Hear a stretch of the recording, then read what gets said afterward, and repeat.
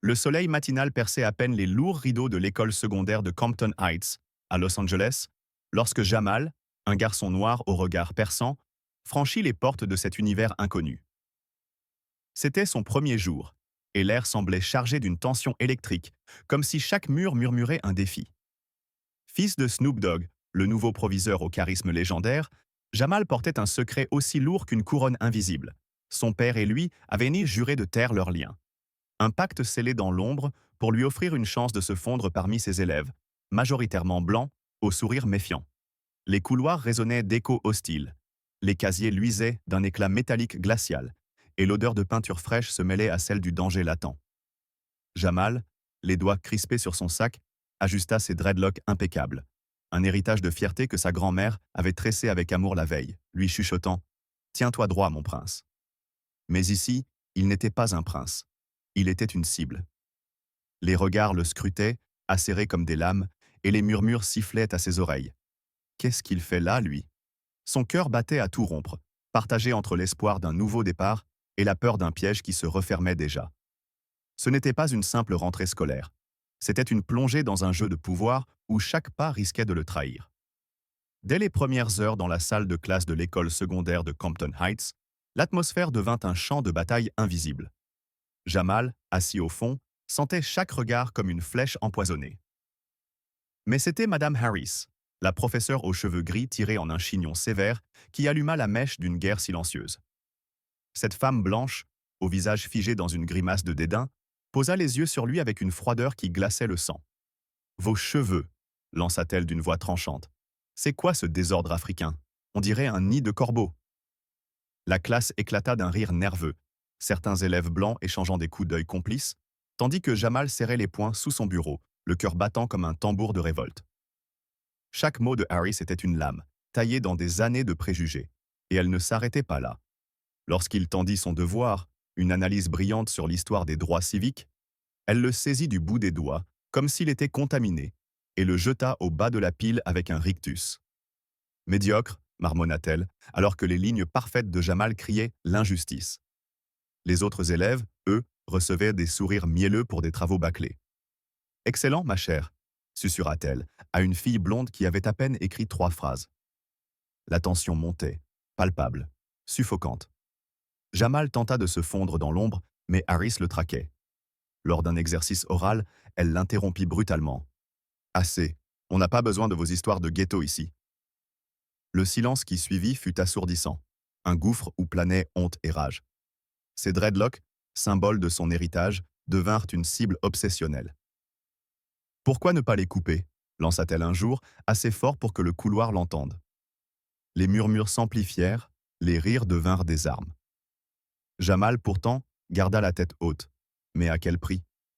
Chaque leçon était une épreuve, chaque regard de Harris un défi à sa dignité. Était-ce vraiment une coïncidence ou une haine raciale soigneusement masquée sous son autorité? Et vous? Qu'en pensez-vous? Si cette injustice vous révolte, tapez 1 dans les commentaires et abonnez-vous pour ne pas rater la suite explosive. Si vous voulez voir Harris tomber de son piédestal, criez-le avec un like rageur. Mais attention, ce n'est que le début. Que fera Jamal face à cette tempête? Et si Snoop Dogg découvrait tout? Dites-moi vos théories les plus folles ci-dessous. La plus audacieuse pourrait inspirer le prochain épisode. Restez accrochés, car le prochain acte promet des flammes, des larmes et une vengeance qui fera trembler Compton Heights. Les jours s'écoulaient, à l'école secondaire de Compton Heights, comme une lente descente aux enfers pour Jamal. Chaque matin, il franchissait les portes avec une boule au ventre, ses dreadlocks impeccables, un étendard de son identité, devenant une cible dans le viseur impitoyable de Madame Harris. Cette professeure, drapée dans une autorité venimeuse, avait transformé sa salle de classe en un théâtre de cruauté, où Jamal jouait malgré lui le rôle de la victime désignée. Ce n'était plus une simple méfiance ou un dédain voilé. C'était une guerre ouverte, une haine raciale qui éclatait au grand jour, aussi tranchante qu'une guillotine. Les murs de la classe, ornés de posters fades sur la tolérance, semblaient se moquer de lui, tandis que l'air vibrait d'une tension prête à exploser. Tout commença à s'intensifier lors d'une leçon d'histoire, un sujet que Jamal chérissait profondément. Il avait préparé une présentation sur la lutte des Afro-Américains pour leurs droits, un hommage vibrant à ses ancêtres, à sa grand-mère qui lui avait appris à marcher la tête haute. Debout devant la classe, sa voix résonnait avec une fierté contenue, décrivant les marches de Selma, les discours enflammés de Martin Luther King et les racines de sa propre famille dans cette épopée. Les élèves, d'abord curieux, l'écoutaient en silence, certains esquissant même un sourire d'admiration. Mais Harris, posté comme un vautour au fond de la salle, ne pouvait tolérer cette lueur d'éclat chez lui. Assez, aboya-t-elle soudain, sa voix claquant comme un fouet. Elle traversa la pièce en trois enjambées, ses talons martelant le sol, et arracha le projecteur des mains de Jamal. On n'est pas ici pour écouter vos fables de rue, cracha-t-elle, ses yeux lançant des éclairs. Retournez à votre place, et vite. La classe retint son souffle, figé dans un silence de plomb. Jamal, les joues brûlantes de honte et de rage, sentit ses poings trembler, mais il obéit, ravalant l'orage qui grondait en lui. Ce n'était que le début. Harris semblait désormais posséder une obsession maladive pour l'humilier. Lors d'un débat en classe sur l'égalité, elle le désigna avec un sourire narquois. « Toi, là-bas, dis-nous ce que ton peuple pense de la justice, si tant est qu'il la comprenne. » Les rires étouffés de quelques élèves blancs fusèrent, comme des aiguillons plantés dans la peau de Jamal. Il répondit calmement, citant des faits, des dates, des lois. Mais elle l'interrompit encore. « Ça suffit. Vos discours ne m'intéressent pas. Vous n'êtes pas à votre place ici. Point final. » Ces mots, lourds comme des chaînes, tombèrent dans la salle, et même les élèves les plus insensibles détournèrent les yeux, mal à l'aise. Tyrone, son ami fidèle, serra les dents à côté de lui, murmurant un « Elle va trop loin » qui résonna comme une promesse de révolte. Mais Harris ne s'arrêtait pas là. Elle trouvait des moyens toujours plus vicieux pour le rabaisser. Un jour, alors qu'il passait devant son bureau pour rendre un devoir, elle attrapa une mèche de ses dreadlocks entre ses doigts osseux et tira légèrement, un rictus aux lèvres. « Ça doit être infesté, non ? Pourquoi ne pas couper ça pour ressembler à quelqu'un de civilisé ?» lança-t-elle assez fort pour que toute la classe l'entende. Les rires éclatèrent à nouveau, plus cruels cette fois, et Jamal sentit une vague de chaleur lui monter au visage, un mélange de fureur et d'impuissance. Il dégagea sa tête d'un geste brusque, mais elle ricana, satisfaite de l'avoir atteint.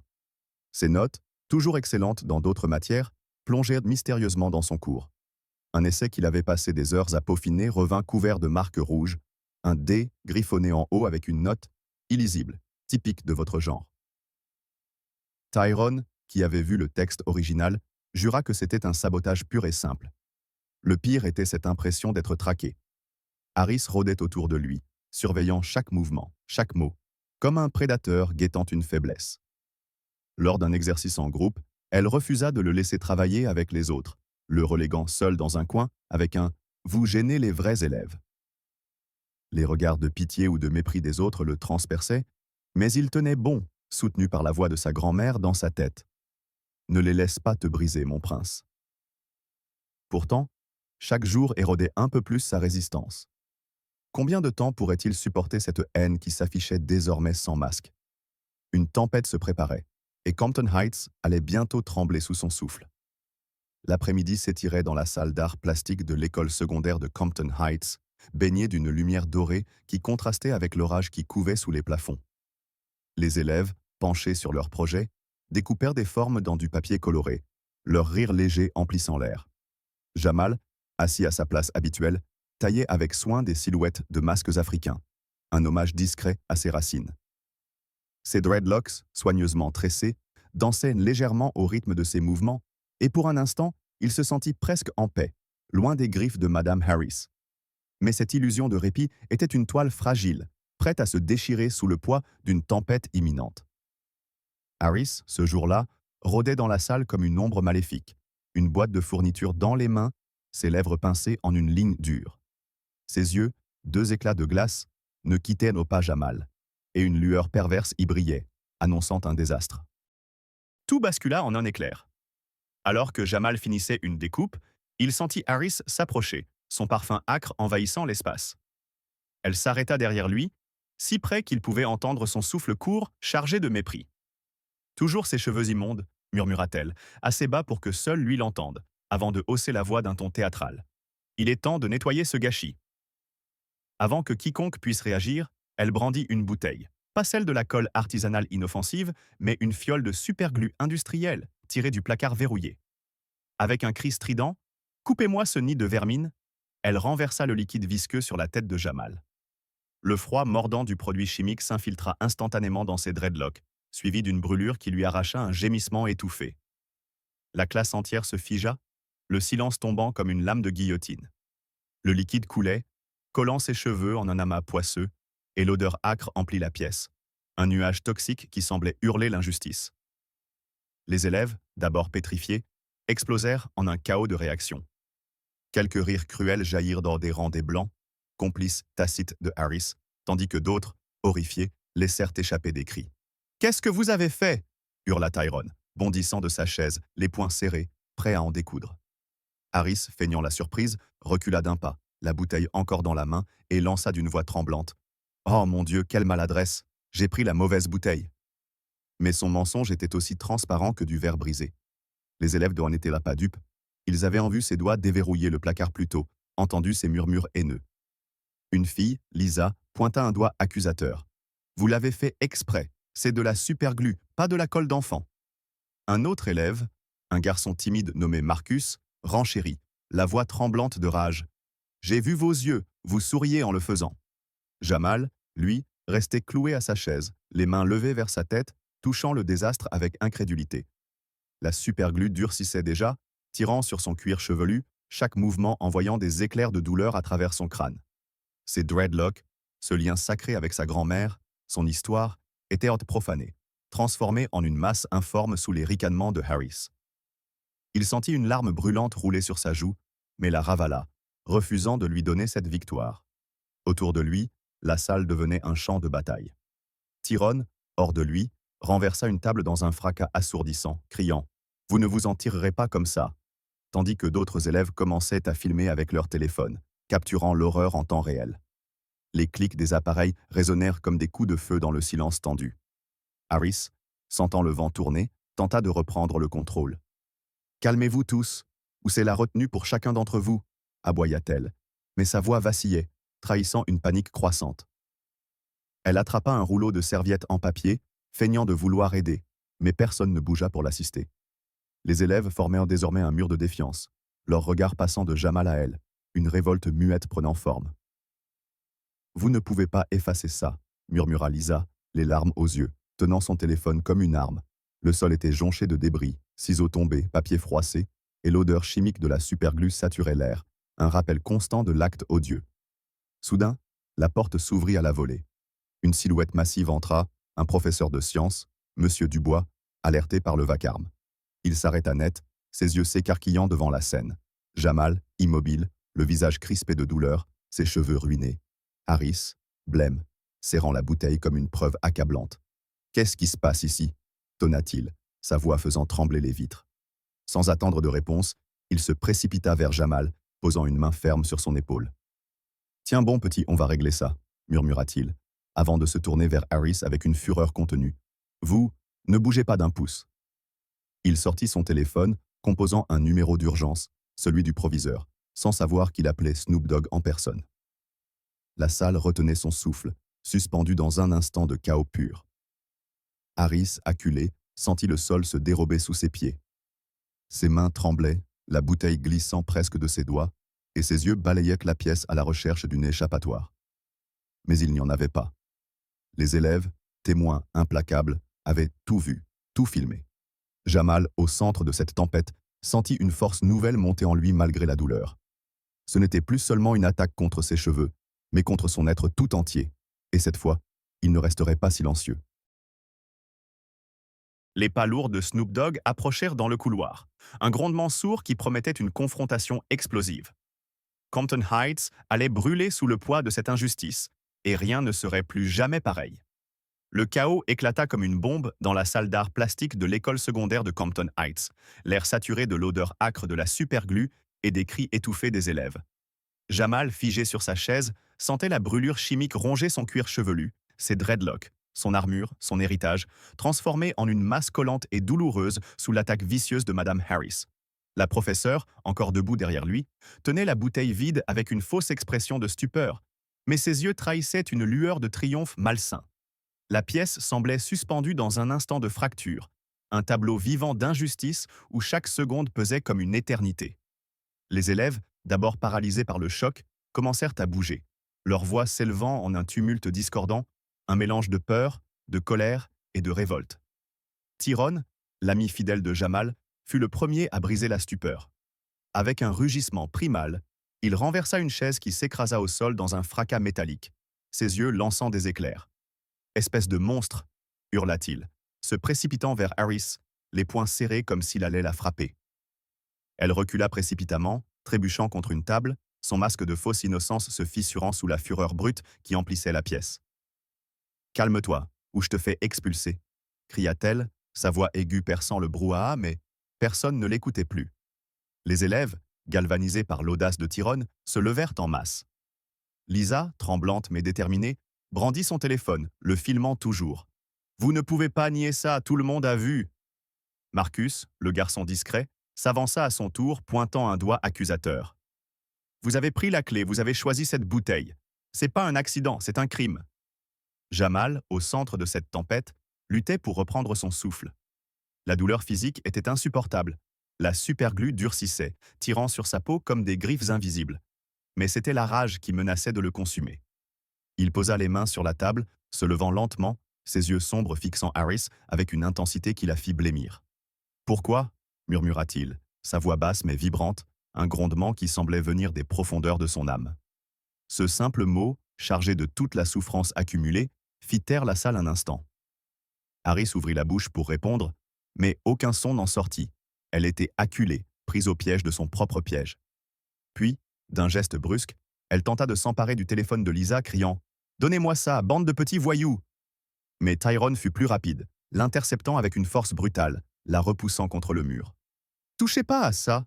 rugit-il, tandis que les autres élèves formaient un cercle protecteur autour de Jamal. La porte claqua à nouveau, et Monsieur Dubois, le professeur de sciences, surgit, son visage passant de la confusion à une fureur froide en un battement de cœur.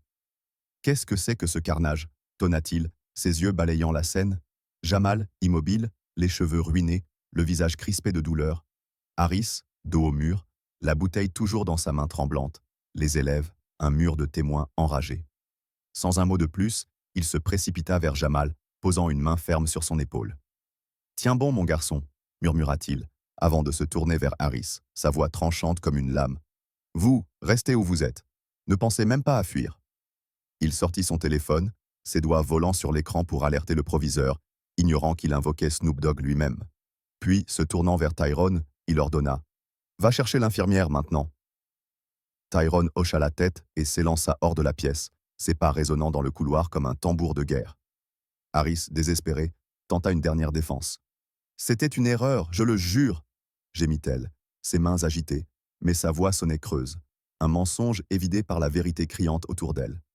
Dubois l'ignora, concentré sur Jamal, qu'il guida doucement vers une chaise éloignée du chaos. « Respire, petit, on va s'occuper de toi, » dit-il. Mais ses yeux ne quittaient pas Harris, une promesse de justice brûlant dans son regard.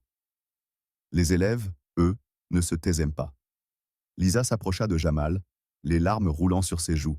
« On ne la laissera pas s'en tirer, je te le promets. » Marcus, plus audacieux qu'il ne l'avait jamais été, ramassa la bouteille vide tombée au sol et la brandit comme une pièce à conviction. « Ça, c'est la preuve. Elle est finie. »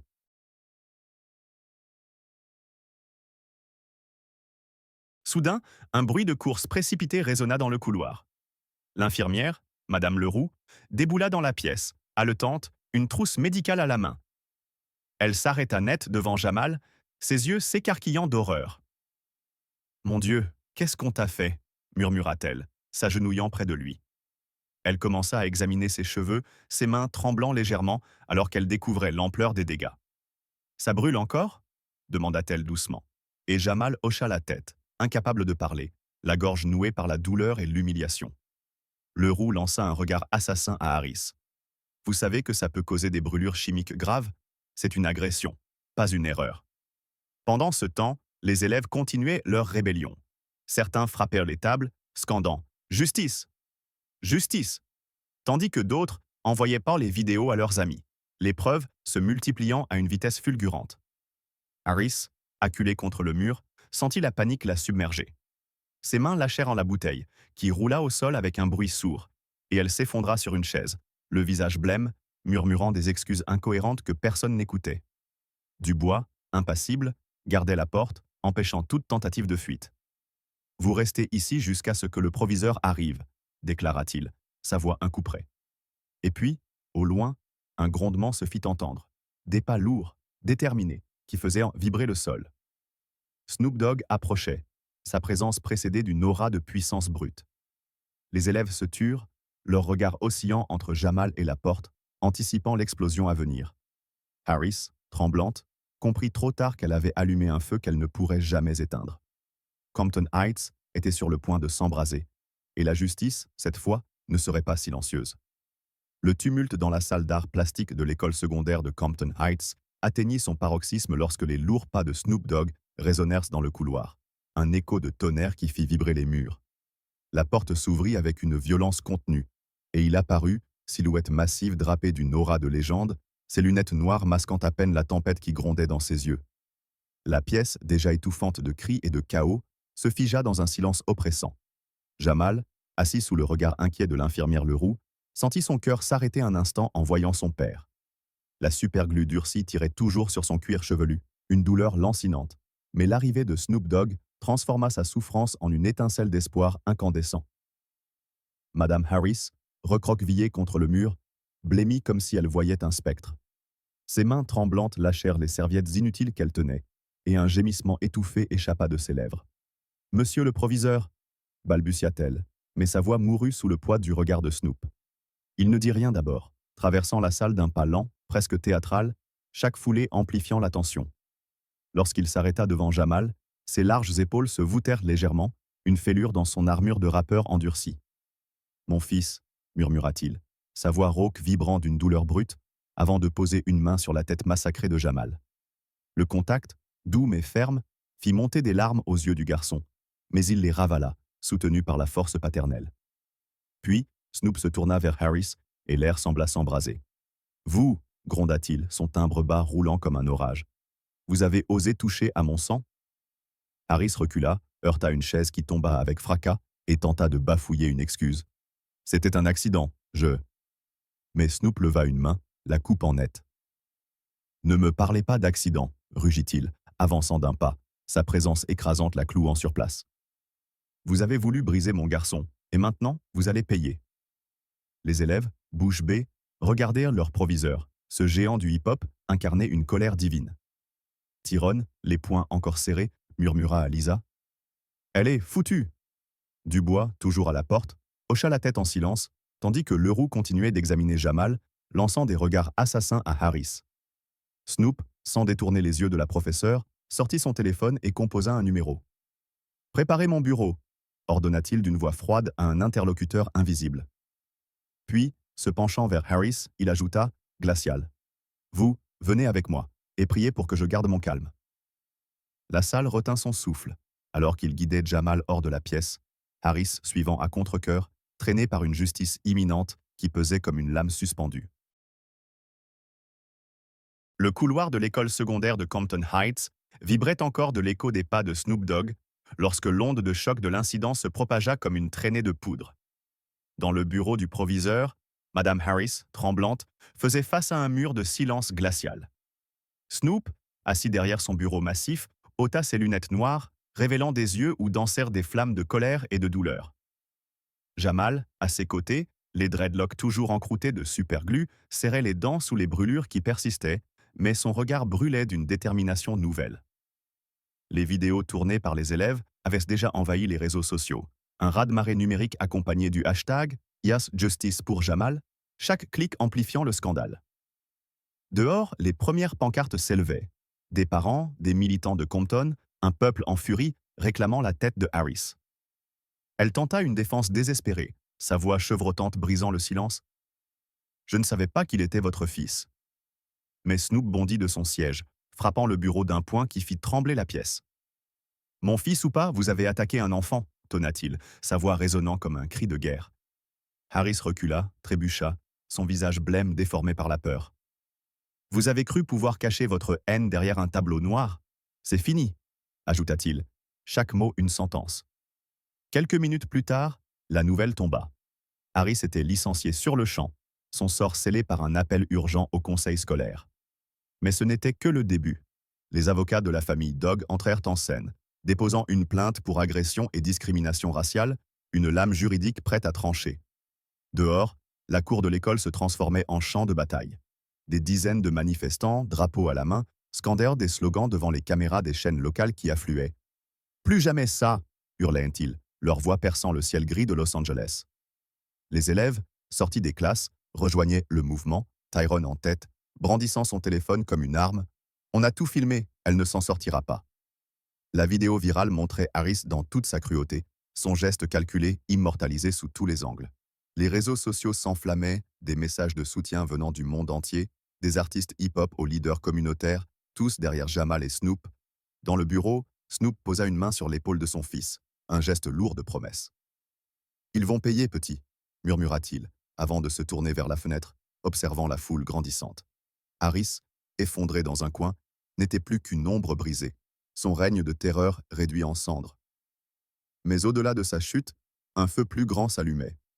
Compton Heights ne serait plus jamais un lieu de silence face à l'injustice. 6 mois s'étaient écoulés depuis l'incendie qui avait ravagé les fondations fragiles de l'école secondaire de Compton Heights, mais les cendres de cette journée fatidique continuaient de nourrir une révolution.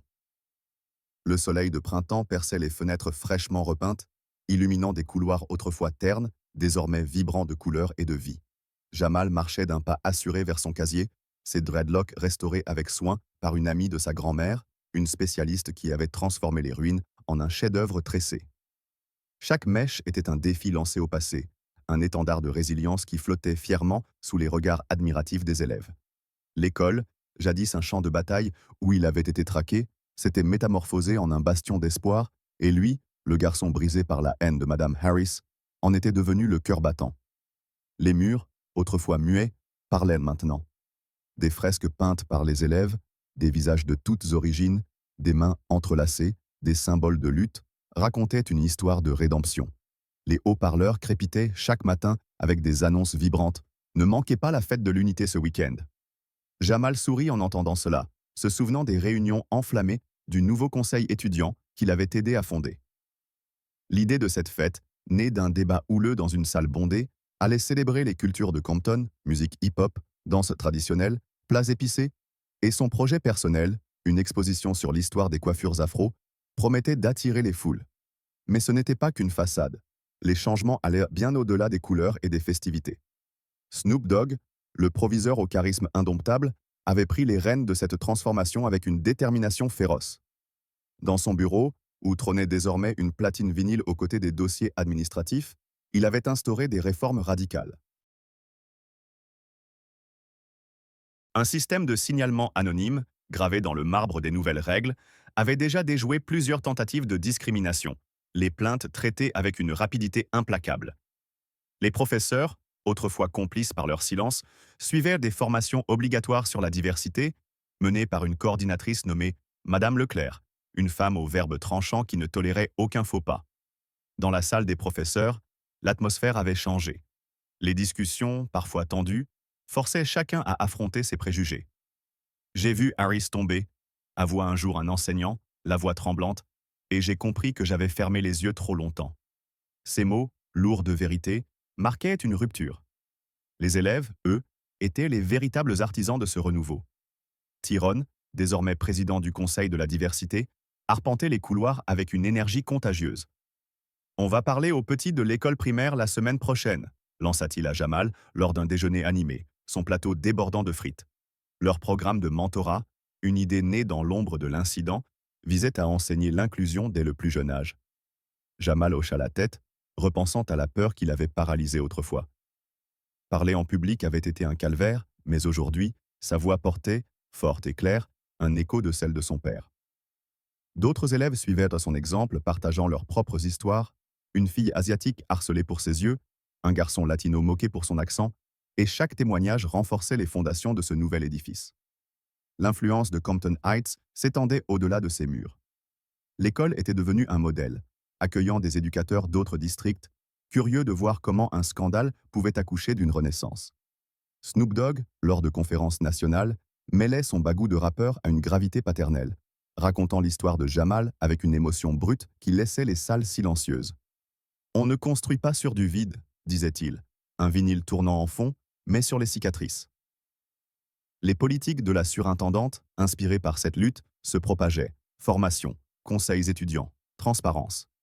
Mais à Compton, le changement était vivant, palpable, dans chaque regard échangé, chaque point levé en signe de solidarité. Un après-midi, dans un atelier culturel bondé, Jamal observait ses camarades enseigner leur tradition. Une danse haïtienne, une recette mexicaine, un poème en arabe. La salle vibrait d'une énergie brute, une mosaïque humaine où chacun trouvait sa place. Monsieur Dubois, désormais à la tête du comité d'inclusion, s'approcha de Snoop, un sourire discret aux lèvres.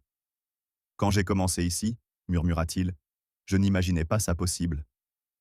Snoop, les yeux rivés sur son fils, répondit simplement « Parfois, il faut tout brûler pour reconstruire. » Plus tard, dans le bureau, Jamal et son père passèrent en revue les suggestions d'une boîte à idées anonyme. Des demandes de plats africains à la cantine, des propositions de cours sur l'histoire des minorités.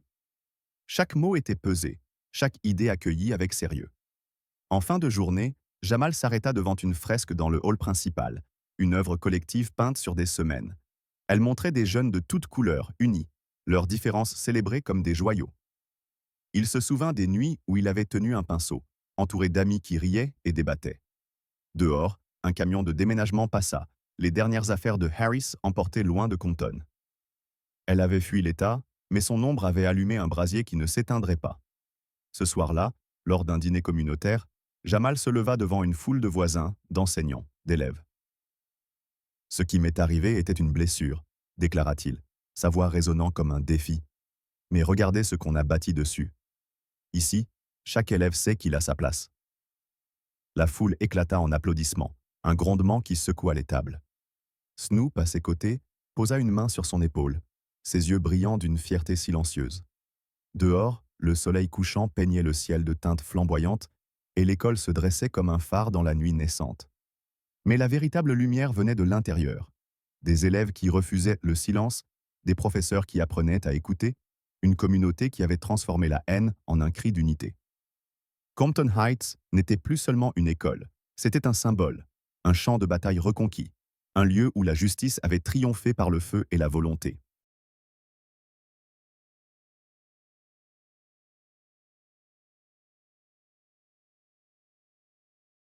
Pourtant, au fond de lui, Jamal savait que le combat n'était pas fini. Chaque pas en avant révélait de nouvelles ombres, de nouveaux défis tapis dans l'obscurité. Les regards échangés dans les couloirs, les murmures étouffés lors des réunions, rappelèrent que la vigilance était un prix à payer. Mais il n'était plus seul. Autour de lui, une armée s'était levée, Tyrone, Lisa, Marcus et tant d'autres, prêts à défendre ce qu'ils avaient construit. Et derrière eux, Snoop Dogg, un père, un proviseur, un guerrier, veillait, son ombre projetant une promesse. Plus jamais un enfant ne tomberait sous les coups de la haine dans ses murs. Alors que la nuit enveloppait Compton, Jamal leva les yeux vers les étoiles, ses dreadlocks dansant dans la brise, et murmura à lui-même « On a gagné cette bataille, mais la guerre continue. » En 2025, l'école secondaire de Compton Heights se dresse comme un phare dans un monde encore troublé par les ombres de l'injustice. L'histoire de Jamal, ce garçon dont les dreadlocks ont été profanés par la haine de Madame Harris, résonne comme un cri d'alerte et une leçon gravée dans le temps. Ce que nous en retirons est clair. Le courage d'un enfant peut renverser des murailles, et la solidarité d'une communauté peut transformer les cendres en un édifice de lumière. À cette époque, les technologies amplifient les voix. Les vidéos de l'incident, devenues virales, ont secoué les consciences, prouvant que la vérité ne peut être étouffée. Mais 2025 n'est pas un havre parfait. Les discriminations persistent, tapis dans les algorithmes, les regards furtifs, les silences complices. L'héritage de Jamal nous enseigne que chaque acte de résistance compte, que chaque pas vers l'inclusion forge un avenir plus juste. Snoop Dogg, proviseur visionnaire, a montré qu'un leader doit allier force et cœur, un modèle pour une génération connectée mais parfois désorientée. Cette histoire n'est pas un simple souvenir. Elle est un miroir tendu à notre époque, nous défiant de regarder nos propres failles et de les affronter. Et maintenant, que faire? Soutenons Jamal, ce héros discret, en amplifiant son combat, partageons son histoire, défendons ses dreadlocks comme un symbole de dignité. Commentons, crions notre indignation face à l'injustice. Pour Jamal, le prochain pas est clair. Porter sa voix au-delà de Compton, inspirer d'autres écoles, d'autres cœurs. Ensemble, faisons de 2025 l'année où la haine s'effondre sous le poids de notre unité.